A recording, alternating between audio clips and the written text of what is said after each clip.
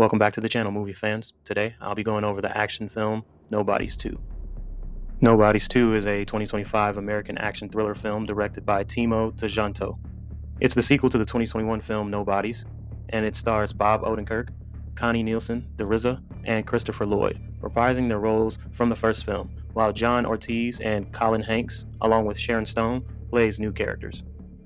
So here's my review for Nobodies 2.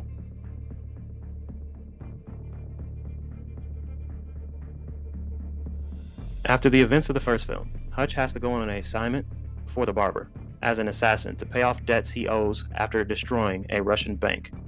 His family relationship has grown distant, and he wants to be closer to his family. He plans a trip to his childhood vacation spot, Plummerville, which is an amusement park, promising Becca to leave his life as nobody behind on the vacation.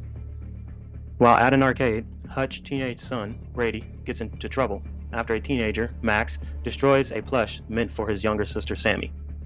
This causes the whole family to be kicked out, and an employee out of nowhere slaps Sammy in the back of the head. Hutch impulsively beats up the staff. And that crash out, totally warranted. Like, you put your hands on my daughter, we gonna throw hands. Like, what is wrong with you? That part threw me. He hit him with a right, left, right uppercut. It was crazy, and it was all deserved. So yeah, I definitely like that part. It was one of my favorite parts in the film. Don't put a hand on a man's daughter. You just don't do that. His actions drew the ire of both Watt, the owner of the amusement park, and Abel, a corrupt sheriff. The next day, on a boat, Hutch is attacked by some of Abel's men, losing a pinky finger in the process, and that looked like it hurt, man. Great set piece, love that fight on the boat. He is a continuous badass. I love the guy who plays Better Call Saul, Bob Odenkirk. He's a really great actor. After the fight, he talks to his brother Harry and learns that Plummerville is a bootlegging route, while the barber informs him that the route belongs to a woman named Ladina, whom Abel works for, and Wyatt has to pay off. And in the first scene that Ladina showed up in, she gets a blackjacker who's trying to steal money from her casino. That was a crazy scene. Sharon Stone is a pretty good actress. When Wyatt tells Ladina that this is his last payment, she has Abel kidnap his son, Max. Hutch wants to de-escalate the situation.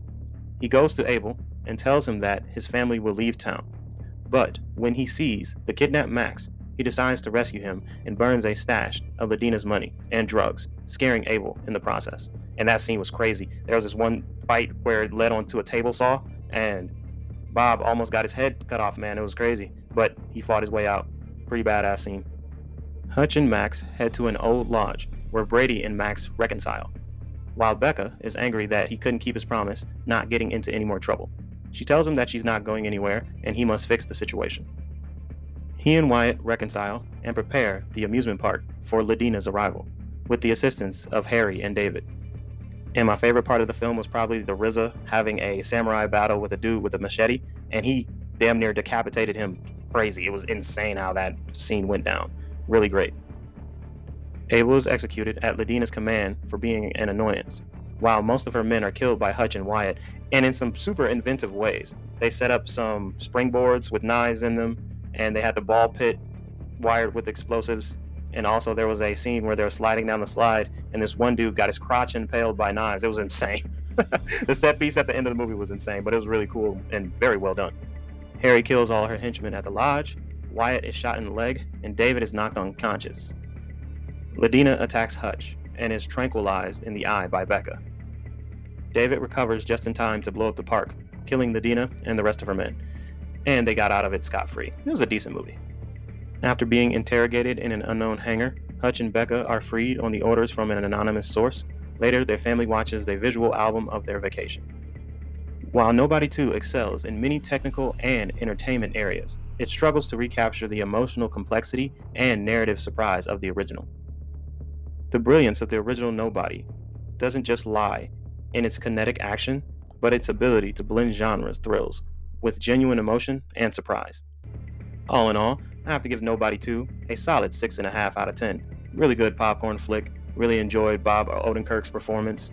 The cast was really good. Story was decent. It just felt like it wasn't as good as the first, and I have to give the first movie solid 7 out of 10. It was a little bit of a down step compared to the first movie, but both are pretty good popcorn movies. I highly recommend. So that's it for me. Like, comment, subscribe. turn on post notifications, follow the socials. Tell me what you think down below. Did you enjoy it? Did you not? I really thought it was a decent film.